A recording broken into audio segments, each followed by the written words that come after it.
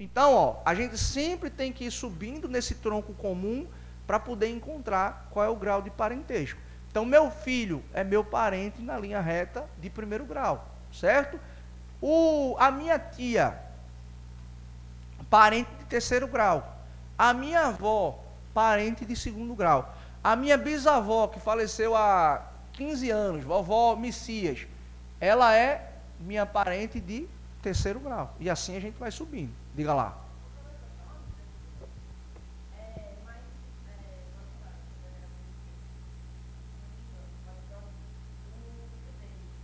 Essa é a exceção. Seguro que eu vou falar sobre isso já já.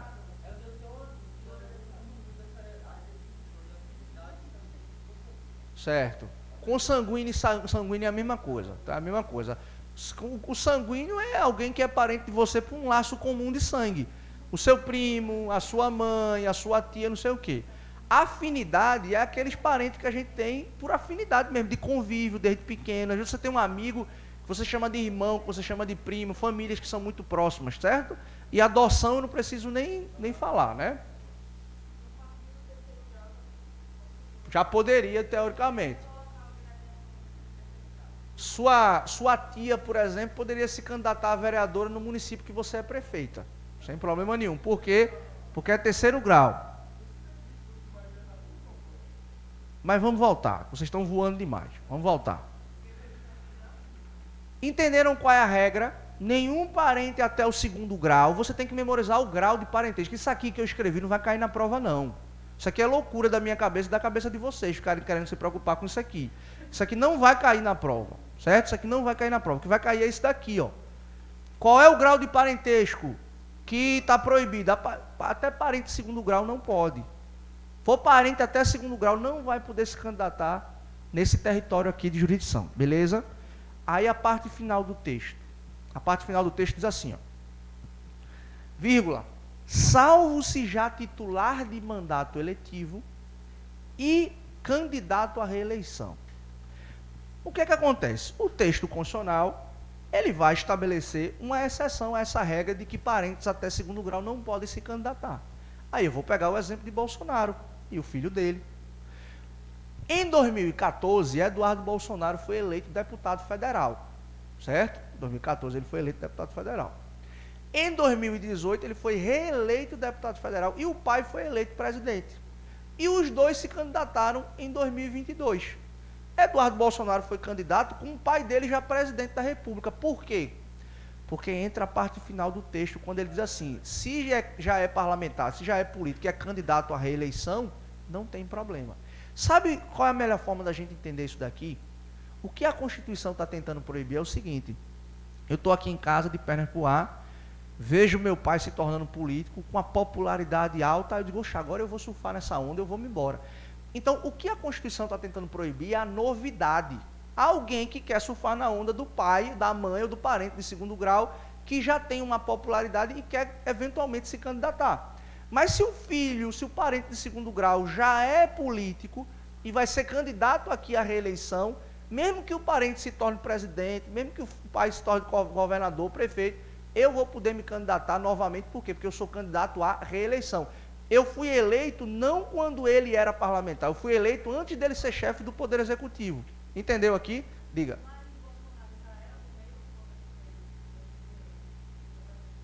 Sim, já era parlamentar. Já era parlamentar, mas não tem nada a ver. Esqueça isso, esqueça isso. Se concentre nisso daqui. Ele era presidente quando o filho dele se tornou parlamentar? Não. Então a gente não está falando disso daqui. O filho dele foi eleito deputado antes dele ser eleito presidente. E aí o filho dele pôde se candidatar. Era a mesma coisa. Imagina que na mesma candidatura, na mesma eleição, Eduardo Campos tivesse sido eleito governador e o filho dele tivesse sido eleito deputado. Vamos imaginar que ele tivesse idade na época. Na eleição seguinte, o filho poderia se candidatar à reeleição para deputado?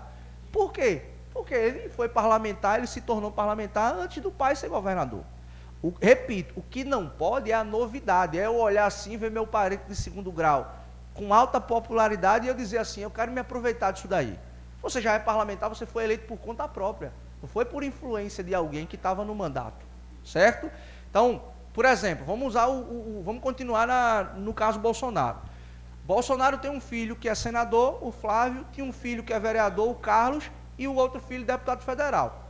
Todos esses filhos que já eram parlamentares podem se candidatar à reeleição, ou poderiam se candidatar sem problema nenhum. O que não poderia era um filho dele que nunca foi parlamentar querer se candidatar agora. Então essa novidade não poderia acontecer. Então, repito, se você entender o espírito, isso fica claro. A ideia da inelegibilidade reflexa é impedir que os detentores de poder aqui, ó, beneficiem parentes até o 2º grau, se valendo da máquina pública. Mas se o parente já é político, já é parlamentar, ele é candidato à reeleição, não tem o que fazer.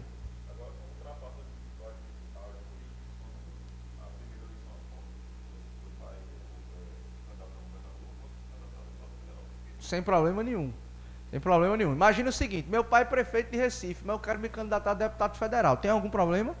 Por quê? Porque a inelegibilidade é o quê? É no território de jurisdição. Certo? Não poderia deputado estadual, mas deputado federal sem problema nenhum. Certo? Ok. Questão de prova.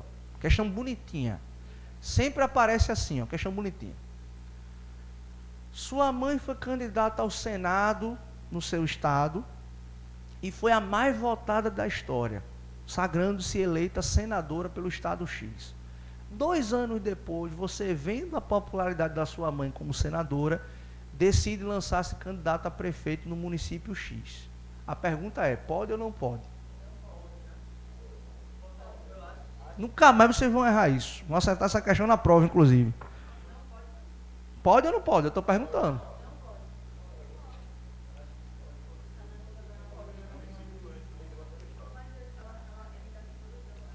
Essa é uma das maiores pegadinhas que aparecem em prova. Preste atenção. A inelegibilidade reflexa é dos chefes do Poder Executivo para os seus parentes até o 2º grau. Não existe inelegibilidade reflexa de filhos ou de parentes de parlamentares. Se tua mãe é a deputada federal mais votada da história, tu pode se candidatar a prefeito, a vereador, pode se candidatar dentro do que tu quiser. Olha aqui, ó. A inelegibilidade é em relação a quem? Presidente, governador e o quê? Prefeito. Se eu trocar aqui, vamos ver a magia acontecer. Minha mãe é senadora, eu posso me candidatar no estado em que ela é senadora? Sem problema nenhum. Meu pai é deputado federal mais votado da história do meu estado. Eu posso me candidatar a deputado estadual ou a prefeito ou a vereador dentro daquele estado? Sem problema nenhum. Meu pai é vereador, há 200 mandatos lá no município. Eu quero me candidatar a prefeito, eu posso? Sem problema nenhum. Perceberam a magia? Então, a inelegibilidade é em relação ao executivo, não é em relação a deputados, nem senadores, nem parlamentares, sejam eles quais forem. Fala, cara. Cargo executivo, leia-se presidente, governador ou prefeito. É isso daqui. Se ela é presidente, governador ou prefeita, a gente acabou de aprender qual é a regra. Como é? Certo. Inelegibilidade reflexa existe enquanto o camarada estiver no mandato. Acabou o mandato, acabou a inelegibilidade reflexa, tá certo? Acabou a inelegibilidade.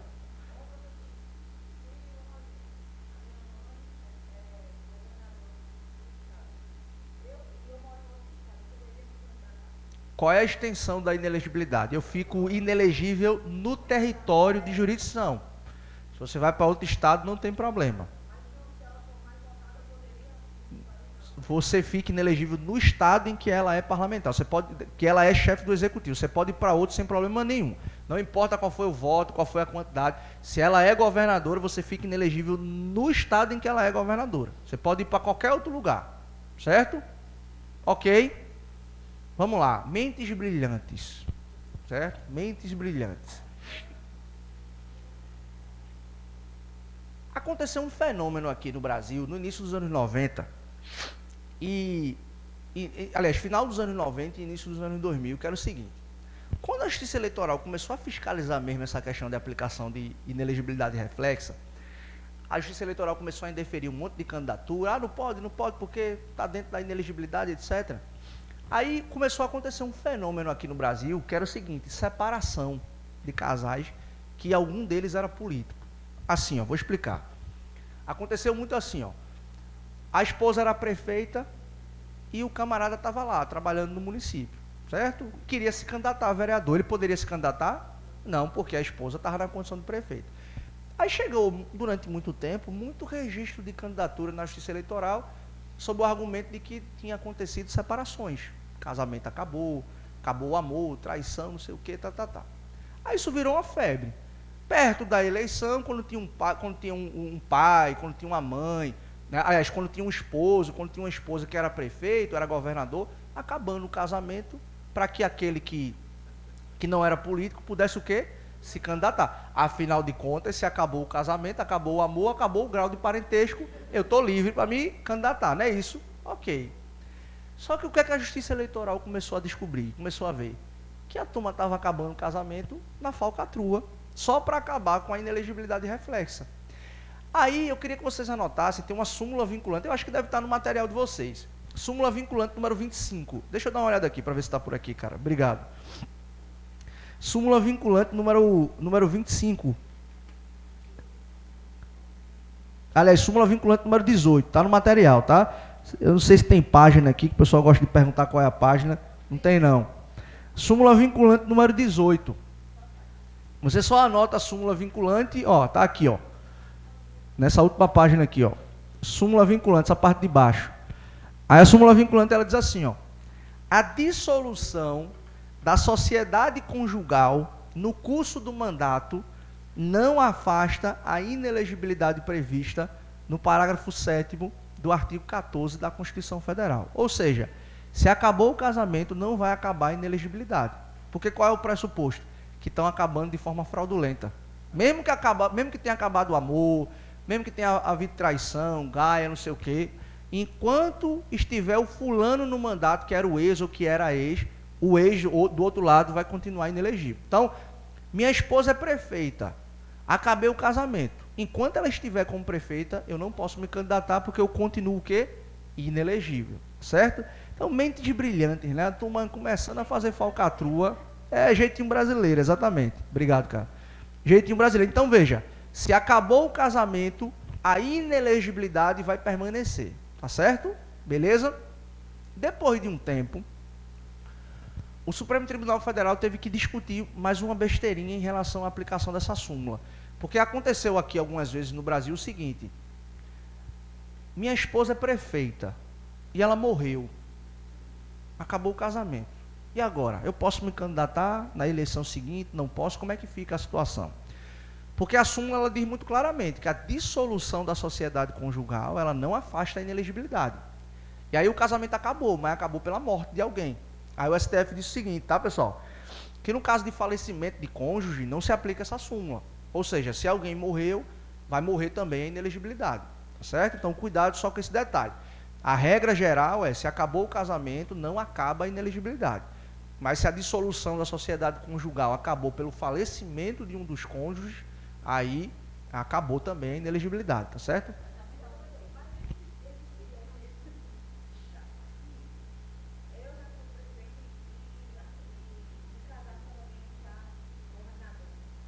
Sim, você vai ficar inelegível. Se você casou, você foi parlamentar. Imagina, você casou com um governador do estado.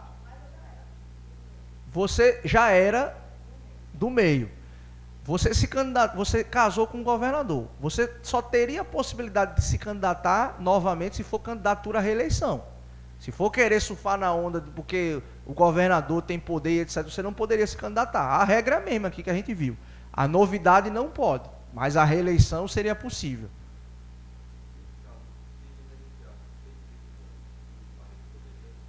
Boa pergunta.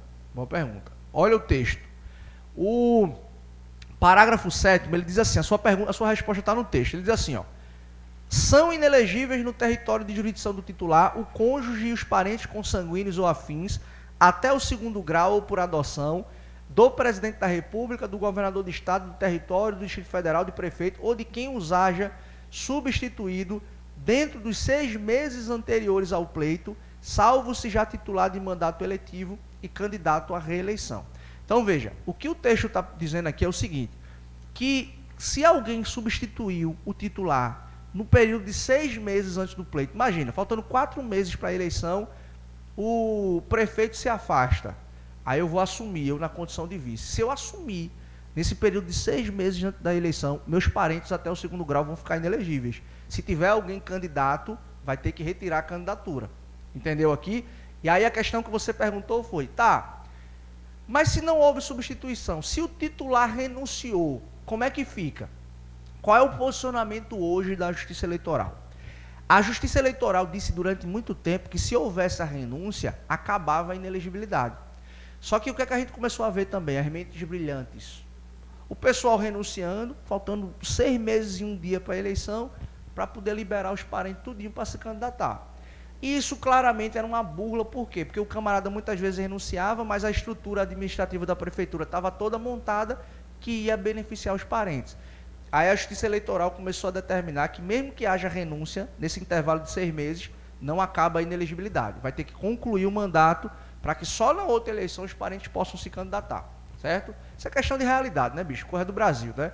Brasil, a turma dá um jeitinho para beneficiar qualquer um de qualquer jeito. O negócio aqui no Brasil é dessa forma. Beleza? Ficou claro? Conseguiu entender? Então, se houver renúncia, a inelegibilidade continua até o fim do mandato, tá? Sem problema nenhum. Aí aí vai ser outro fenômeno, tá? Se o cara renuncia, por exemplo, com 1 ano, por exemplo, porque teve problema de saúde, não vai mais continuar. Aí acaba a inelegibilidade, tá? Então é uma questão de razoabilidade aí, que a gente precisa observar. Tranquilo, pessoal? Alguma dúvida até aqui?